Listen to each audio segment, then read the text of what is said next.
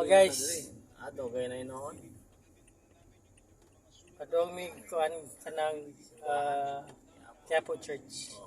Nami karon sa Mua. Then padong mi Quiapo, but Nagala inoon ba. parang traffic gamay.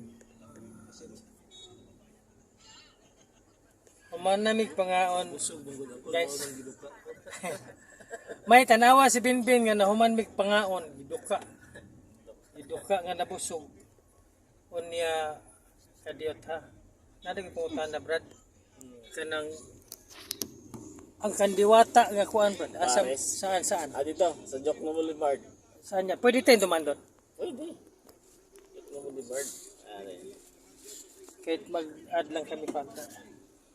Madadaanan ba? Oo. Madadaanan naman pala. Picturean ko lang yung ano. Pwesto. Oh, yung pwesto lang. Kasi wala na raw si Diwata dyan. Di nandyan. Ano dyan ba? Sabi mo raw, wala. Ha? Balik na inoon siguro. Adi, pagkagaling sa Quiapo Church, balik tayo doon. Pagutom sa ito. O, pagutom sa tanya, pagkaman natutang Diwata, makaon tag Paris na. Pagkaon dito. Oo, okay mo. Mukha ba na itong Gianis Manila kang Diwata? Na-discourage kasi ako sa sabi ni Ram na wala na raw, umuwi na daw ng ano, Davao. Dabaw. So ngayon, kaya nagmuha tayo. But naroon pala, May bahay na siya dyan. Binigyan niya ng bahay ni Rosmar eh. Rospar, oo nga. Tapos iba pa yung 5 million. Binigyan ba But anyway, now, pupunta kami ng ano guys, maadto mig Baclaran Church. Kumagkaon, ikan mi nangaon sa muwa. Diyan, human, manamig kaon.